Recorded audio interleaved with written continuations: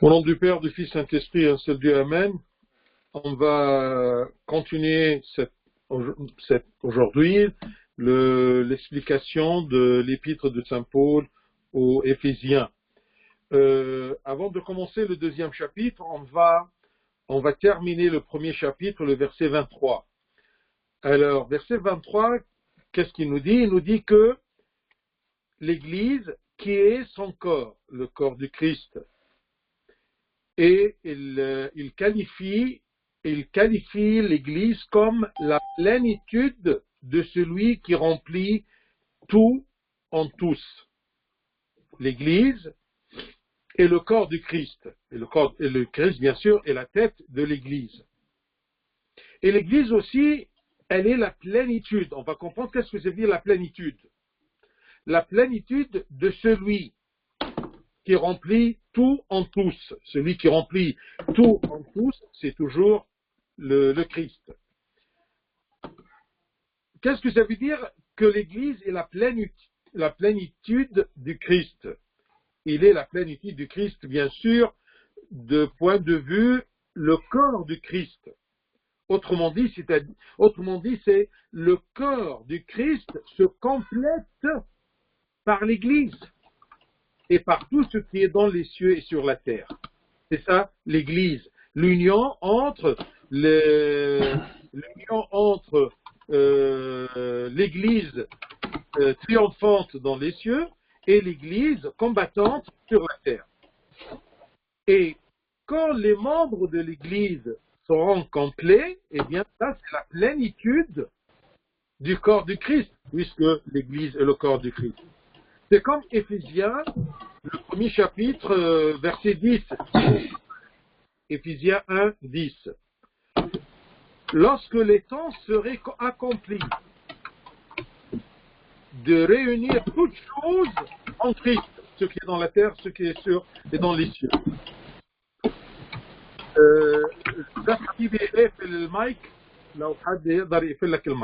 Oui, exact.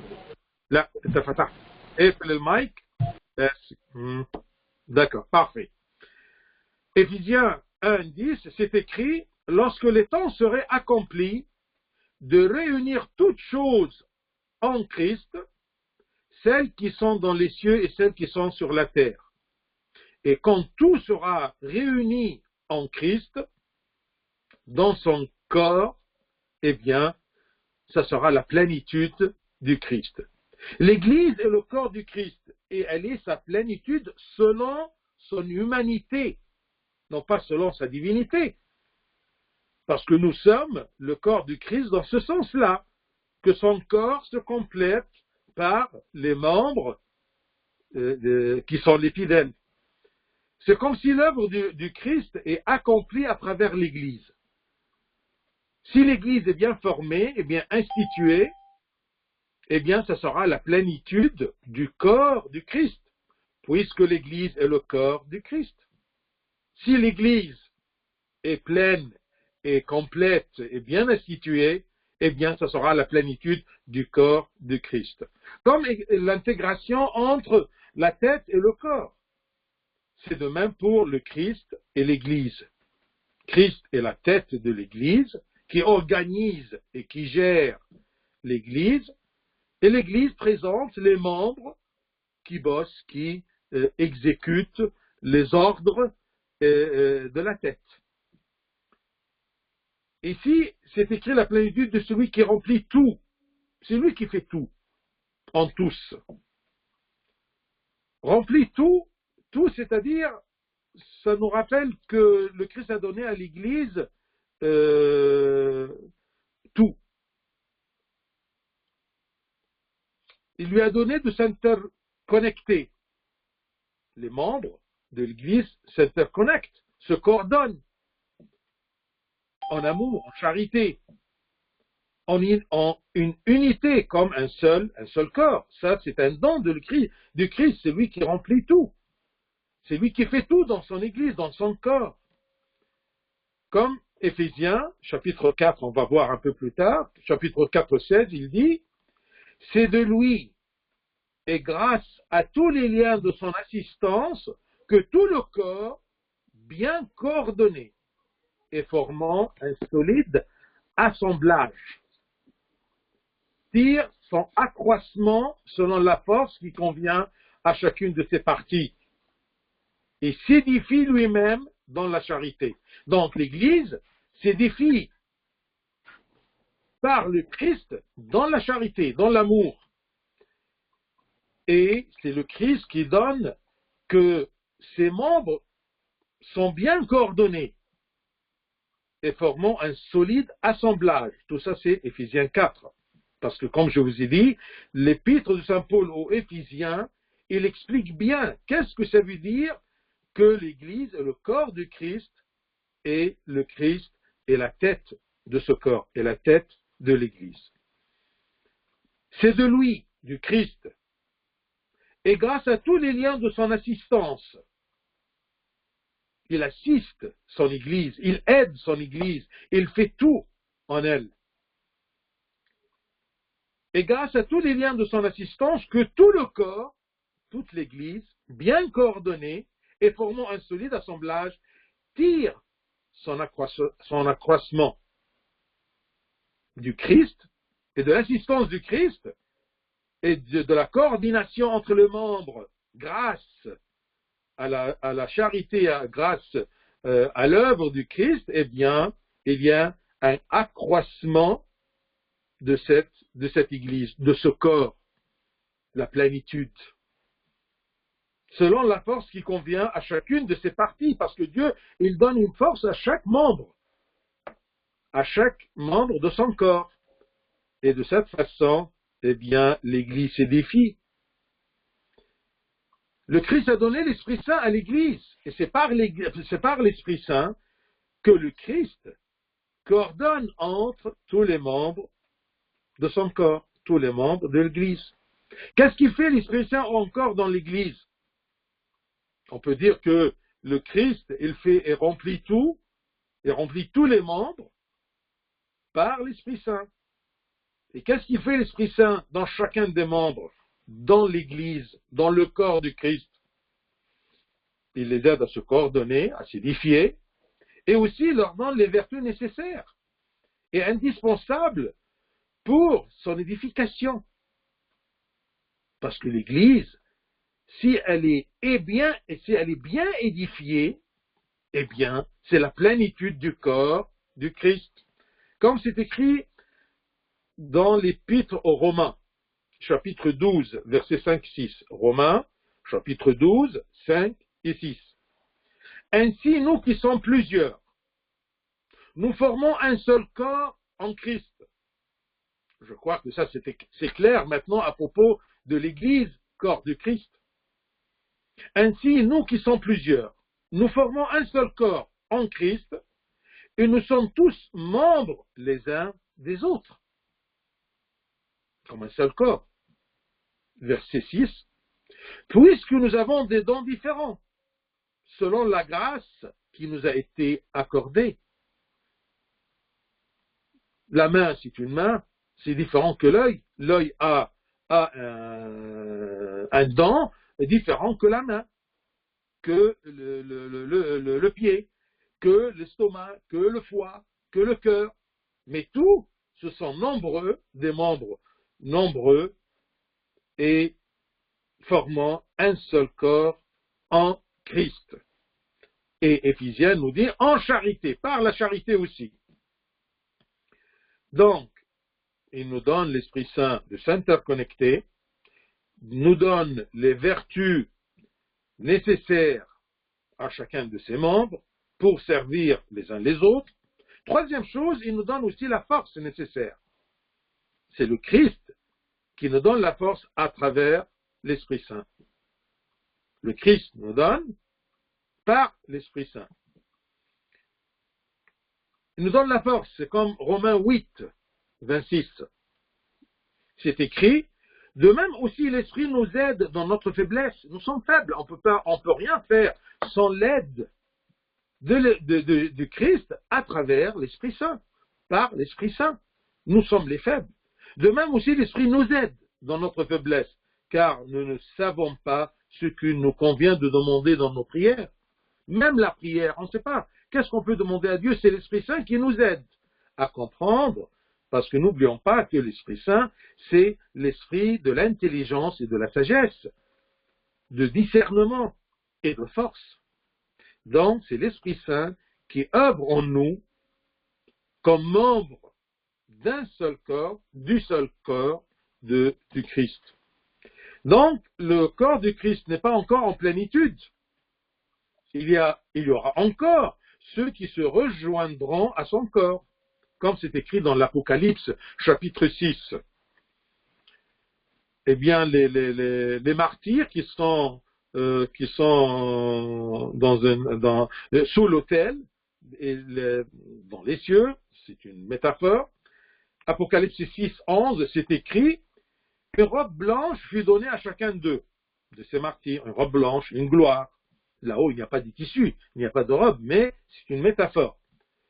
Alors chacun, il est glorifié de ces martyrs-là, dans le paradis.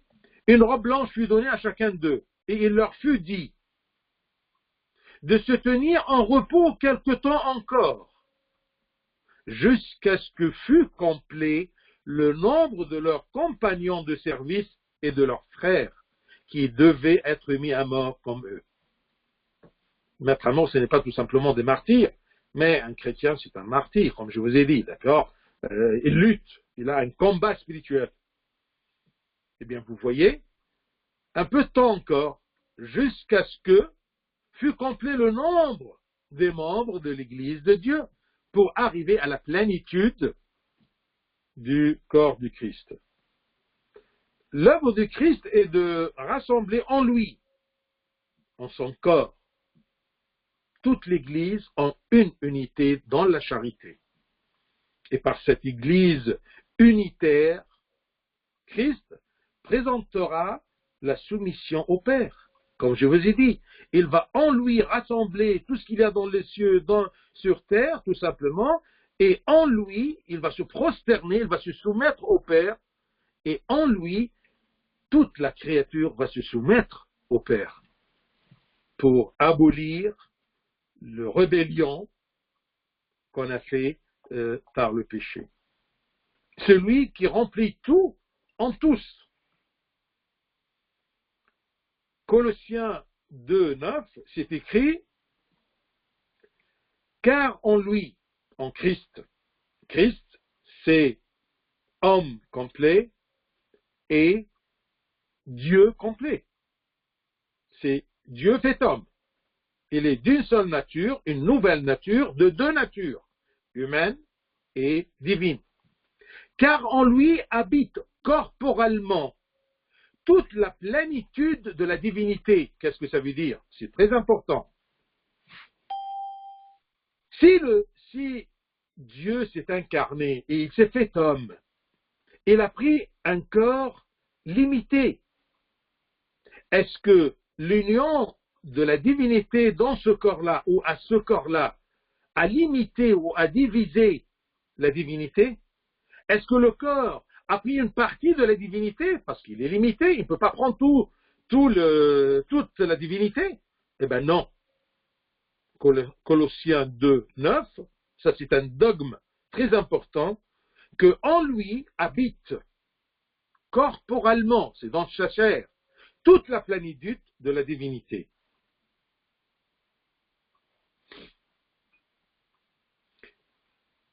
Dû à l'union des croyants avec le Christ corporellement, Christ est devenu source de toute bénédiction, toute puissance, toute autorité, toute vertu, toute grâce pour l'Église, parce que l'Église est unie à ce corps-là. Et ce corps-là, c'est un corps où il y a la plénitude de la divinité.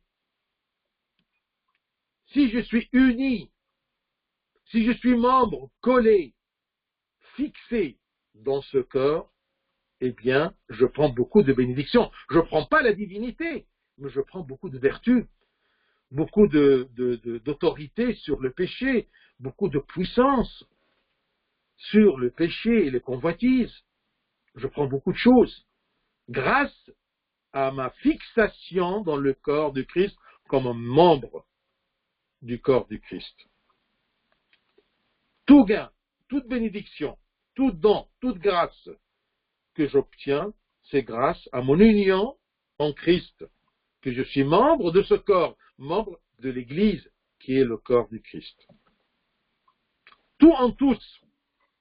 La divinité ne diminue pas, même si elle remplit tous les hommes, tous les membres du corps du Christ. C'est comme exactement une chambre remplie de la lumière du soleil. La chambre, elle est éclairée par le soleil, par la plénitude du soleil. Tu ne peux pas dire une partie du soleil. Non, c'est le soleil.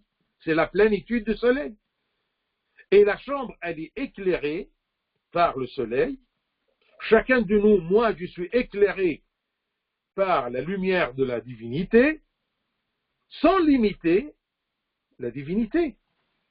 Je ne prends pas une partie de la divinité, non, toute la plénitude de la divinité, elle me donne, c'est elle qui agit avec moi. Comme le soleil qui éclaire une chambre, la chambre, elle est éclairée, mais elle ne limite pas le soleil. Ni cette chambre, elle fait que le soleil diminue, parce qu'elle a pris une partie de sa lumière. Non. Donc, le Christ est le corps, l'Église est le corps du Christ, le Christ est la tête de ce corps, la tête de l'Église. Et dans le corps, la chair du Christ, il y a la plénitude de la divinité. La divinité n'est jamais limitée, elle ne se divise pas. Et comme ça, on peut dire que l'Église qui est son corps, la plénitude de celui qui remplit tout en tous, sans être influencé, sans diminuer. C'est la plénitude. Prenons maintenant chapitre 2. On va prendre de 1 à 9. J'aimerais bien que vous lisiez maintenant chapitre 1 tout entier. Vous êtes en confinement, alors vous avez le temps de lire chapitre 1 Éphésiens et chapitre 2 aussi. Alors, on lit ensemble chapitre 2.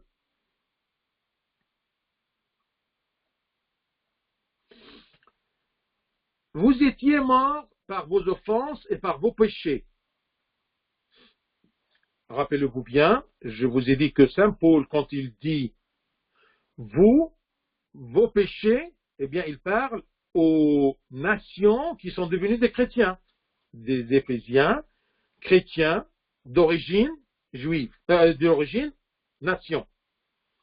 Quand il dit nous, parce qu'il se compte lui-même des juifs, nous, il s'adresse aux juifs. Vous, il s'adresse aux nations.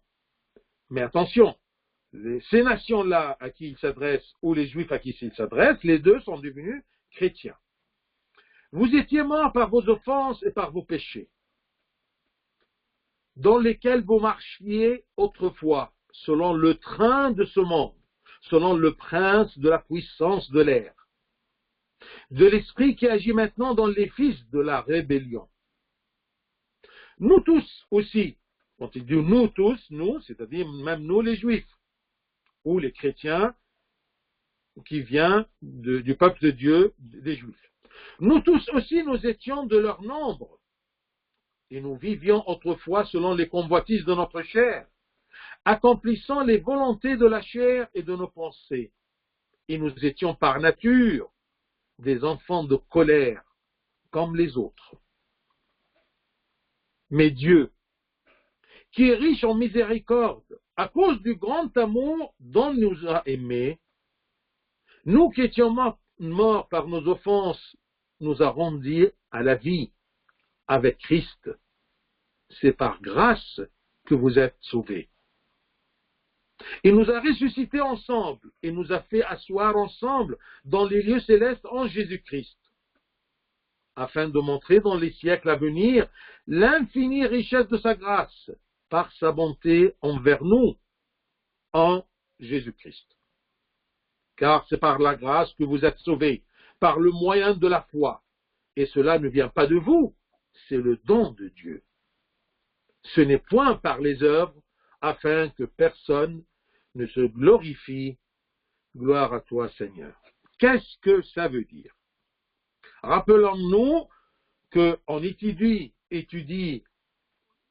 cette épître surtout, spécialement, pour comprendre qu'est-ce que Dieu nous a donné, qu'est-ce qu'il nous a fait, quel est l'amour, la grandeur de l'amour de Dieu. Alors ici, Saint Paul, il commence par expliquer ou montrer l'état des nations avant leur foi. Il leur dit, vous étiez morts par vos offenses et par vos péchés. Les nations dont leurs péchés étaient des morts, bien sûr une mort spirituelle, parce qu'on sait bien que le péché est une séparation, un éloignement de la vie avec Dieu. Et puisque tu es loin de Dieu, eh bien tu es mort spirituellement. Comme l'enfant prodige, si vous vous rappelez, il était mort quand il était loin de son père et de la maison de son père. Quand tu es loin de l'Église et les sacrements de l'Église, quand tu es loin de Dieu et la pratique spirituelle en Dieu, en Christ, eh bien tu es mort. Et tu commences à être très faible, dominé par le péché. Alors, si vous vous rappelez l'enfant prodige ou prodigue, en Luc 15, 32, le père, qu'est-ce qu'il dit son père? Mais il fallait bien s'égailler et se réjouir, parce que ton frère que voici était mort et qu'il est revenu à la vie, parce qu'il était perdu et qu'il est retrouvé. Donc l'homme, quand il est loin de Dieu, séparé de Dieu par le péché, c'est comme s'il est mort. C'est une mort spirituelle. Cet état de mort est un état d'esclavage.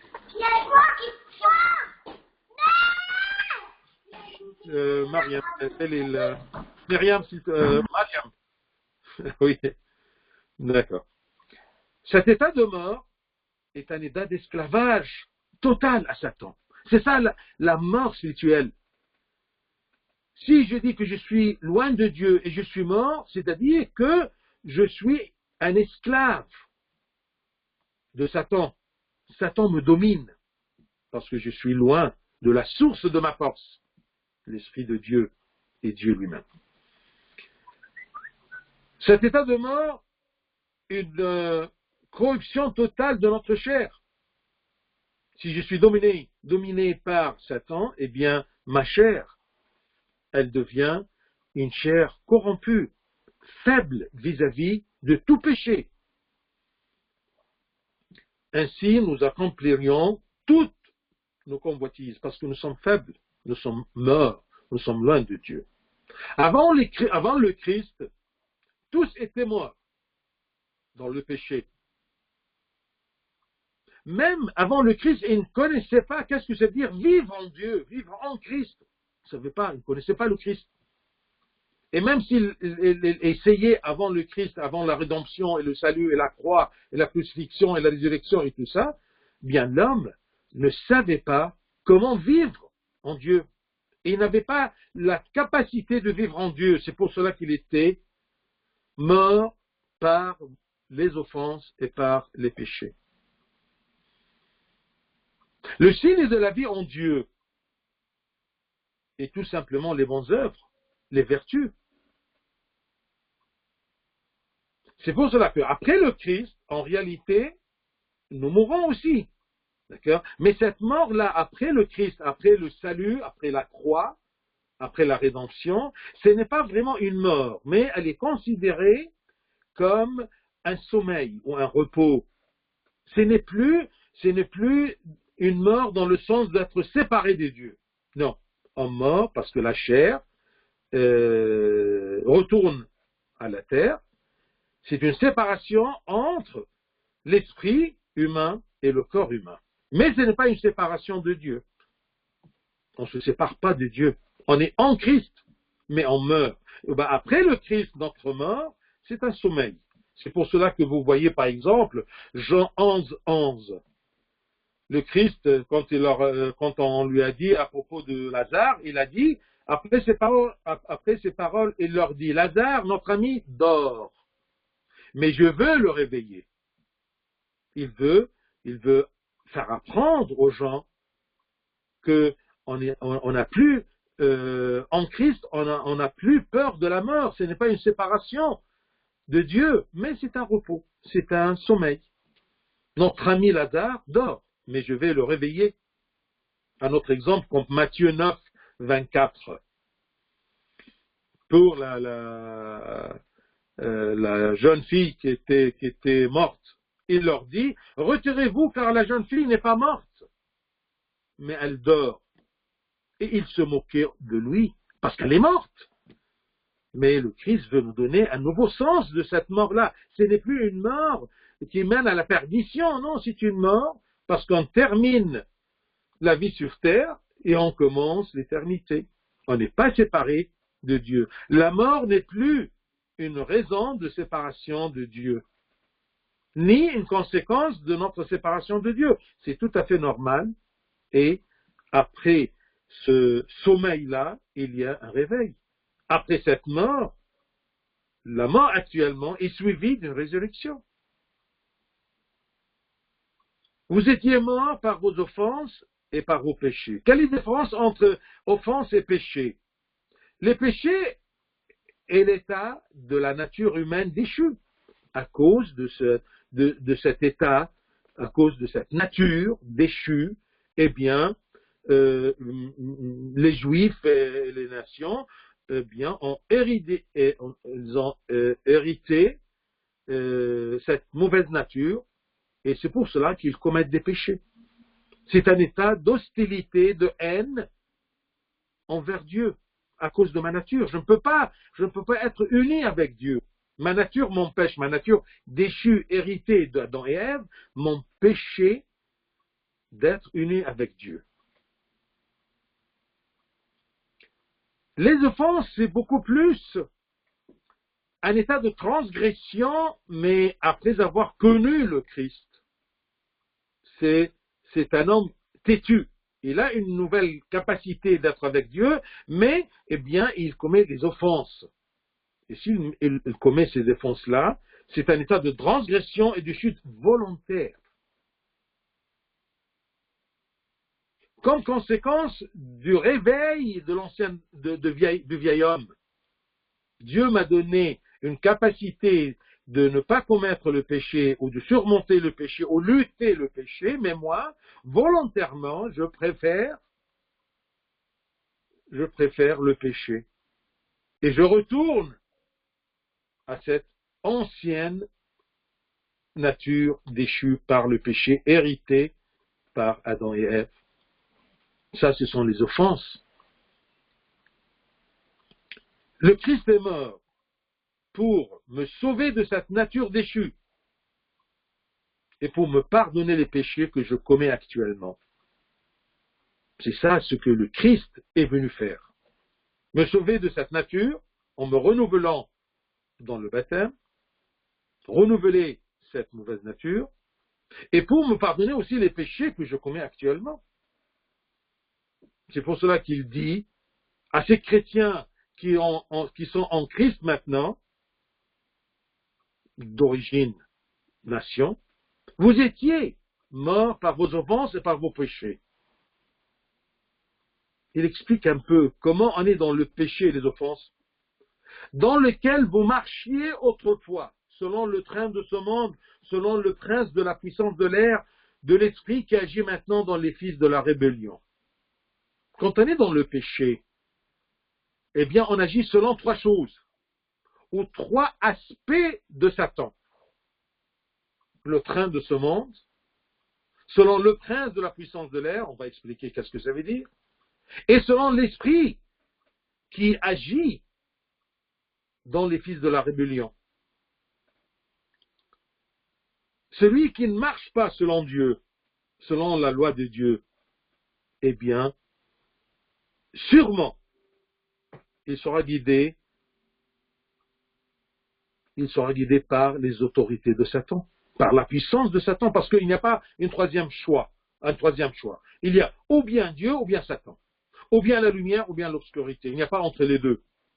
Si tu n'es pas guidé par la grâce de Dieu, tu seras guidé par l'autorité de Satan, par l'autorité des forces de mal qui sont contre Dieu et contre les enfants de Dieu. Quelles sont les forces du mal? Eh bien, se manifestent les forces en trois choses, comme je viens vous dire. Le monde, ce monde, le prince de la puissance de l'air et l'esprit de rébellion. Bien sûr, les Éphésiens, avant de croire en Christ, ils ont été soumis à ces forces du mal. Ils ont vécu dans les péchés et les offenses. Après avoir cru, leur situation a changé. La grâce leur a donné un pouvoir sur le péché. Ils ne sont plus dominés par le péché ni les forces du péché. Les forces du péché, c'est-à-dire les forces de Satan. C'est comme c'est écrit au Romains 6,14. Car le péché n'aura point de pouvoir sur vous, puisque vous êtes non sous la loi, mais sous la grâce. Vous n'êtes plus esclave de la loi qui dévoile vos péchés, la loi de Moïse. Mais maintenant vous êtes sous la grâce, sous la guidance de la grâce de Dieu. C'est pour cela que le péché n'aura point de pouvoir sur vous, tant que vous êtes sous le pouvoir de la grâce. Tant que vous vivez selon la grâce de Dieu.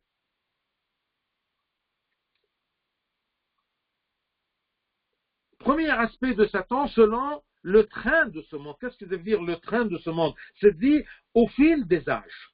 Au fil des âges, le monde ne change pas. Il est toujours contre Dieu. C'est à travers le monde sur la terre ici que Satan agit. Il œuvre parmi les hommes. On voit bien que ce monde-là, au fil des âges, il oblige les gens à renier le Christ par des pressions. Le monde, il y a des pressions dans le monde, des pressions économiques, des pressions à travers les pensées philosophiques d'athéisme, qui veut nous dire qu'il n'existe pas Dieu, ou il nous jette des doutes dans notre cœur pour nous éloigner de Dieu. Ça, c'est le monde que Satan l'utilise. Même tout ce qui est la pornographie, eh bien, qui pousse les gens vers le péché. C'est très facile maintenant.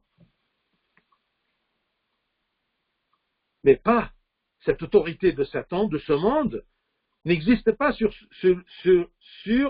celui qui persiste en Christ, qui est guidé par la grâce, qui est membre du corps de Christ, membre vif.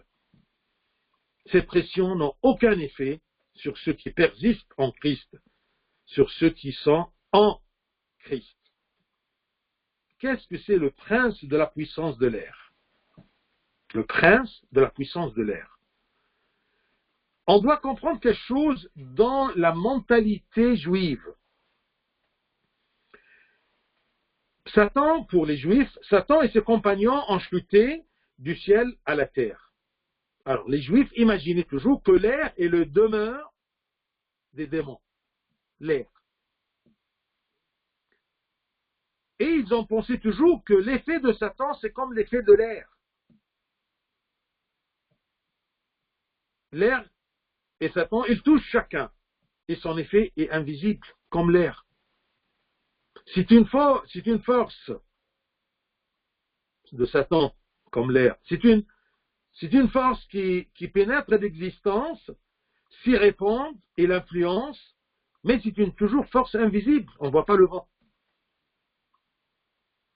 Satan et ses compagnons sont dans l'air qui nous entoure. Et il essaie toujours de nous influencer, de nous empêcher de se rapprocher de Dieu ou d'atteindre la main de Dieu, la grâce de Dieu. C'est comme l'air. Et ça, c'est la mentalité juive que saint Paul a utilisée en s'exprimant. Parce que n'oublions pas qu'il est d'origine juive aussi, d'origine juive. Et les Juifs ont cru à propos de cette demeure de Satan et ses compagnons dans l'air, parce que dans Genèse, le deuxième jour de la création, eh bien, c'est le seul jour que Dieu, quand il a créé le vent, là, dans le ciel et le vent, l'air.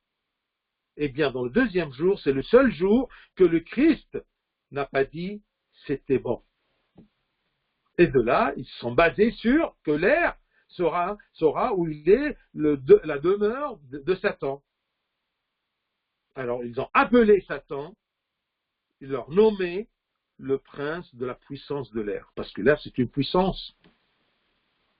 Le prince qui domine cette air-là, qui demeure dans cette air, qui agit comme l'air, c'est Satan, le prince de la puissance de l'air. Regardez dans Genèse 1, 7. Et Dieu fit l'étendue, et il sépara les eaux qui sont au-dessous de l'étendue d'avec les eaux qui sont au-dessous, il sépara les eaux qui sont au-dessous de l'étendue avec les eaux qui sont au-dessus de l'étendue. Et cela fut ainsi.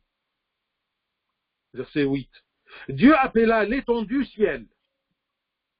Il y eut un soir, il y eut un matin. Ce fut le second jour. Donc, en bref, il y avait de l'eau. Il a divisé l'eau par le ciel. Dans le christianisme, on croit qu'il y en a trois cieux, pas 7, 3. Le ciel des oiseaux, qu'on appelle le premier ciel. Ensuite, le ciel des astres. Et ensuite, au-delà des astres, ça on appelle troisième ciel, c'est où où Dieu met ses pieds. C'est ça les trois cieux. Donc, l'étendue, le ciel qui sépare cette quantité d'eau de la quantité d'eau sur la terre, on l'appelle le ciel, l'étendue. Mais bien sûr, le ciel, d'accord, il y a entre le ciel et la terre, l'air. Et Dieu, là, quand il a créé ceci, eh bien, il n'a pas dit que ce fut quelque chose de bien. Donc, les Juifs croient que Satan demeure dans l'air, où l'esprit de l'homme se libère quand il quitte la chair. Ils sont là, les démons, ils vont le recevoir. Et aussi, ils croyaient, les Juifs, que Satan demeurait aussi, ou demeure dans l'eau, ou l'horreur de la noyade. Ils avaient peur de l'eau. C'est comme maintenant les petits-enfants, par exemple, ils ont peur de l'obscurité parce qu'ils croient que Satan est dans l'obscurité. Alors les Juifs, ils croyaient que Satan était dans l'air, et était dans l'eau, et était dans le désert. Parce que le désert, c'est quelque chose de très rude. Il n'y a pas d'eau, et l'homme périt facilement dans le désert. Et vous pouvez remarquer que Dieu, pour prouver la victoire du Christ sur Satan, il a permis que le Christ soit crucifié sur une croix en plein air. C'est comme si il a vaincu le Satan dans sa tanière, l'air. Et aussi, Dieu, il nous a fait connaître qu'on va rencontrer le Christ dans son deuxième avènement dans l'air. Vous pouvez voir dans l'épître de Saint Paul aux Thessaloniciens, 1 Thessaloniciens 4, 17. 1 Thessaloniciens 4, 17. C'est écrit: ensuite, nous les vivants qui serons restés, nous serons tous ensemble enlevés avec eux sur des nuées à la rencontre du Seigneur dans les airs. Et ainsi, nous serons toujours avec le Seigneur. Alors, il casse cette peur des airs. Non, on va rencontrer le Christ dans les airs. Et on n'a plus peur dans le christianisme de l'eau, parce que nous sommes renouvelés, c'est une nouvelle naissance dans les faux baptismaux par l'eau et par l'esprit. L'eau est devenue une source de renaissance, une source de grâce, une source de rachat, de rédemption. Le Christ a vaincu Satan aussi dans le désert, durant la tentation. Donc vous voyez, tout ce qu'il y a dans la tête de son peuple, Dieu l'a rectifié, ou il a prouvé la victoire du Christ contre Satan dans tous ses demeures. Que ce soit l'air, que ce soit l'eau, que ce soit le désert. Et maintenant, même le désert, vous voyez, il est le symbole maintenant non pas de la demeure de Satan, mais des anachorètes et des moines et des monastères, les hommes consacrés à Dieu. Donc, dans lesquels vous marchiez autrefois selon le train de ce monde, selon le prince de la puissance de l'air, de l'esprit qui agit maintenant dans les fils de rébellion. Ce sont des synonymes de Satan. L'esprit qui agit maintenant dans les fils de la rébellion. Parce qu'il y a des gens qui ont connu le Christ, mais ils se rebellent. La rébellion, c'est quoi la rébellion? C'est agir selon ma volonté, à moi, et pas selon la volonté de Dieu. C'est ça d'être aujourd'hui un chrétien guidé par l'esprit de Satan, l'esprit de rébellion. On ne doit pas suivre notre volonté, mais la volonté de Dieu. C'est ce qu'on dit toujours dans la prière, que ce soit votre volonté et non pas la nôtre. Verset 3.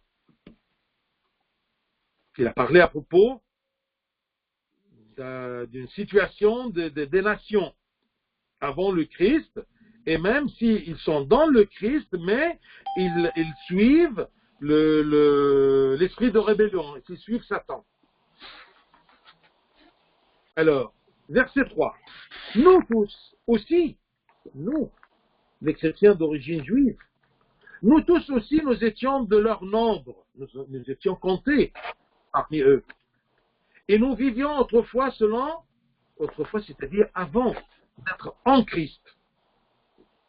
Je ne veux pas dire avant de croire en Christ, parce qu'il y a des gens qui croient en Christ, mais ils suivent toujours l'esprit de rébellion, qui se séparent de Dieu et ils deviennent esclaves du démon. Alors je préfère de dire, nous tous aussi, nous étions avant d'être en Christ.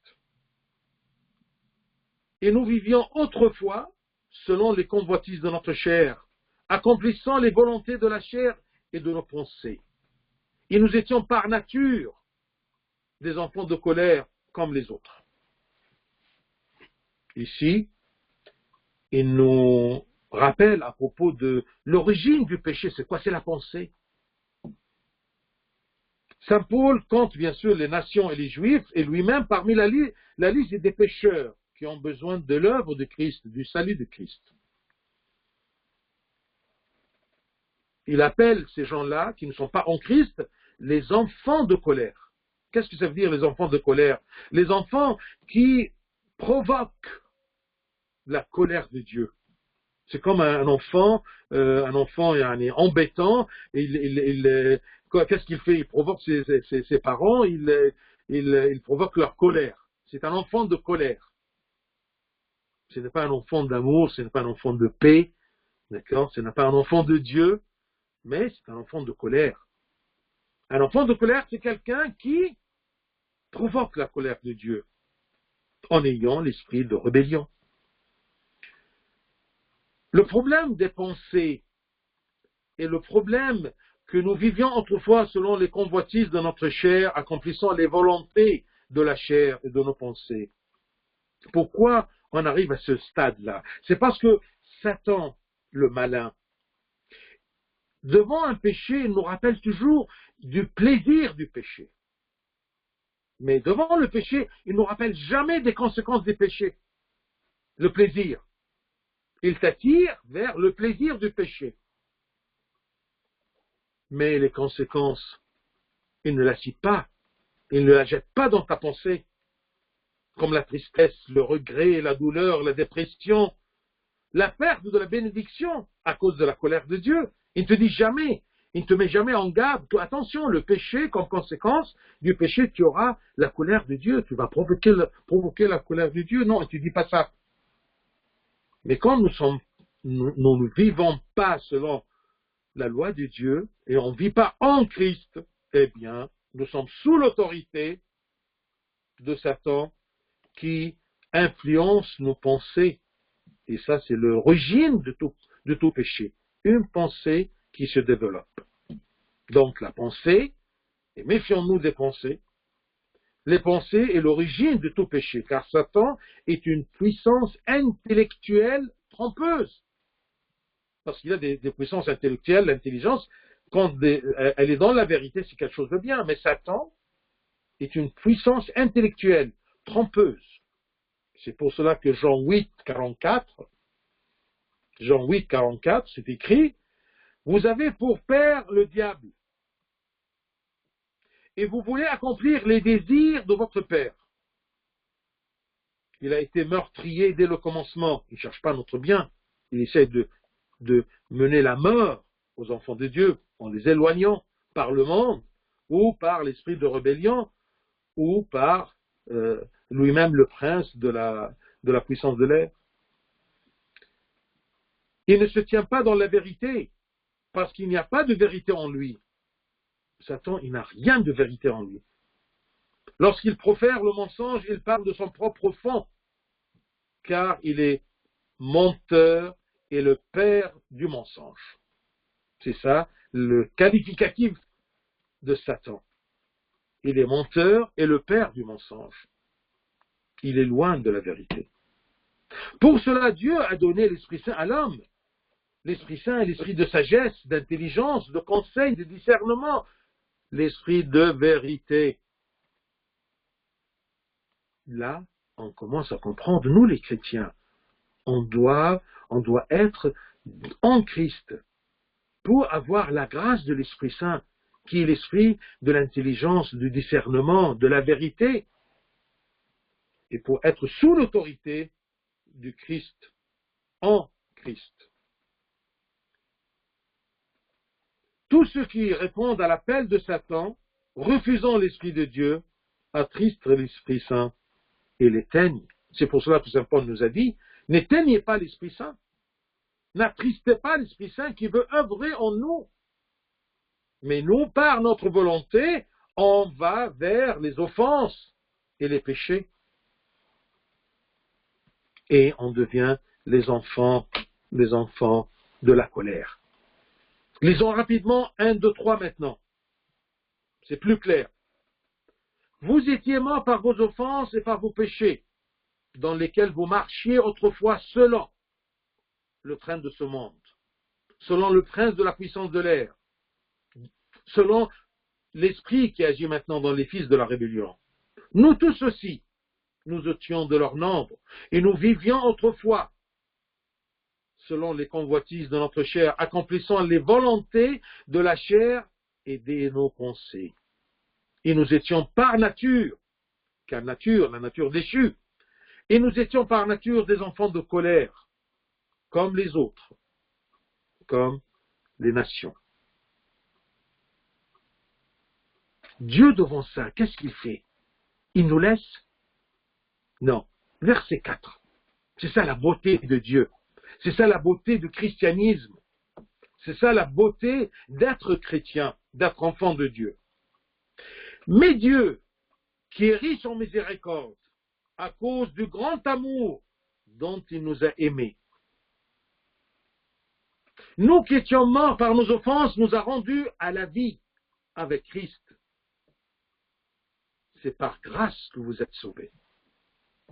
Ici, eh bien, il proclame pourquoi Dieu nous a sauvés. Pourquoi Dieu a fait toute cette économie du salut et la venue et l'incarnation du Christ et la rédemption et sa mort. Pourquoi il a voulu que le Christ prend notre humanité Eh bien, tout simplement parce qu'il est riche en miséricorde et à cause du grand amour dont il nous a aimés. Qu'est-ce qu'il a fait? Saint Paul répète pour expliquer plus. Nous qui étions morts par nos offenses, nous a rendus à la vie. Nous a rendus à la vie, c'est-à-dire nous a donné la capacité et la possibilité de ressusciter de la mort. Nous a rendus à la vie avec Christ. Avec Christ ici dans le sens que le Christ, quand il est mort et ressuscité et monté aux cieux, il a fait tout ça pour notre compte. Il a pris notre nature, il a fait tout ça avec notre nature. C'est comme s'il a glorifié notre nature, cette nature qui peut aujourd'hui ressusciter et monter aux cieux et s'asseoir dans la gloire de Dieu.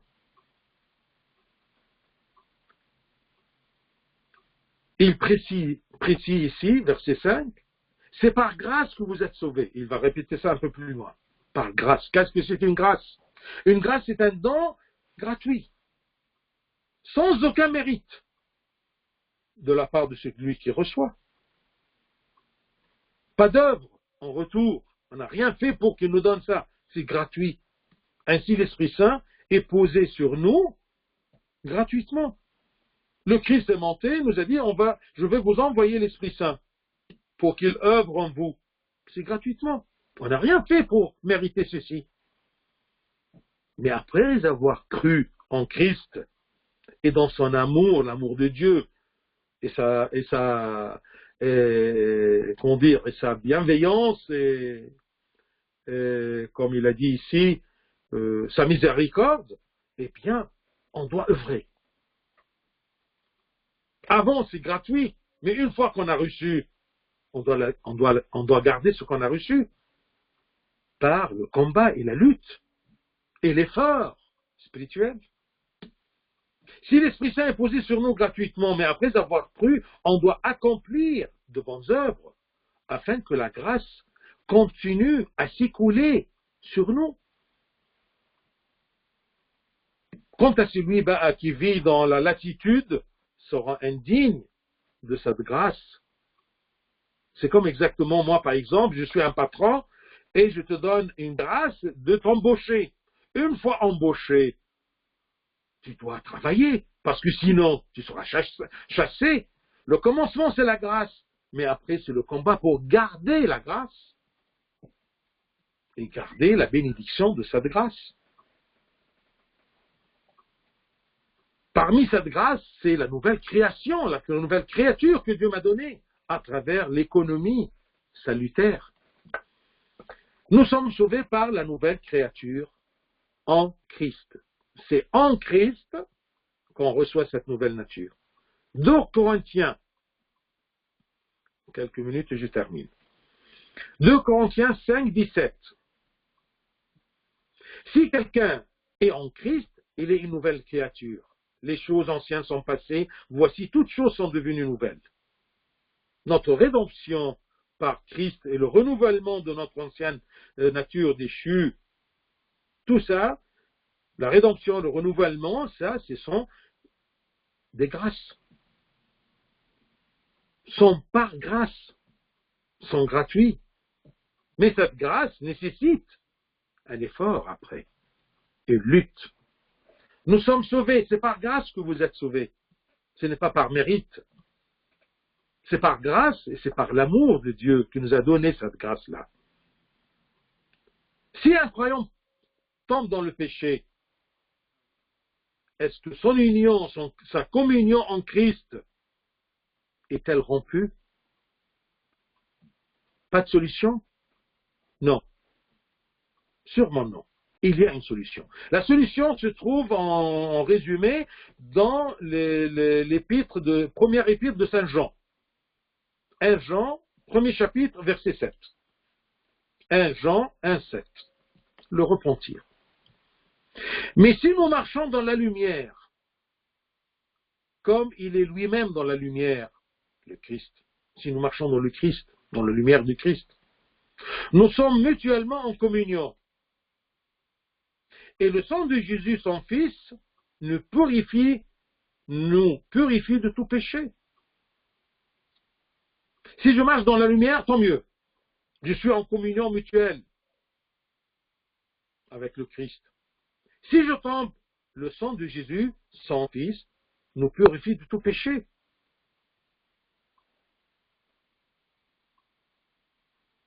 Mais pour prendre le sang du Christ, eh bien, je dois me repentir. Donc la solution, même si je chute, après toute cette grâce-là, eh bien, il y a un remède. C'est le corps et le sang du Christ, la communion. Verset 6. Je termine par le verset 6. Il nous a ressuscités ensemble. Il nous a fait asseoir ensemble dans le lieu céleste en Jésus-Christ. Qu'est-ce que ça veut dire?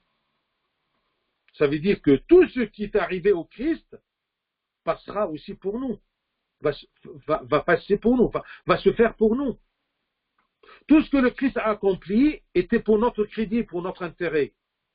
Il est ressuscité, il est monté aux cieux. Moi aussi, ayant la même nature, la nouvelle nature du Fils aîné, du Fils aîné le Christ, la nouvelle création, le nouvel Adam, eh bien, je vais le suivre dans sa résurrection et dans son ascension et son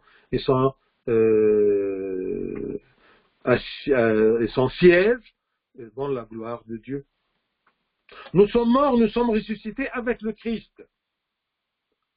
Après qu'il nous a rachetés en payant notre dette. C'est pour cela, il nous a ressuscités ensemble avec le Christ. Est-ce que je suis ressuscité maintenant? Il parle comme si c'est fait. Non, attention. C'est une avance de ce qu'on va recevoir. Maintenant, il y a une résurrection du péché.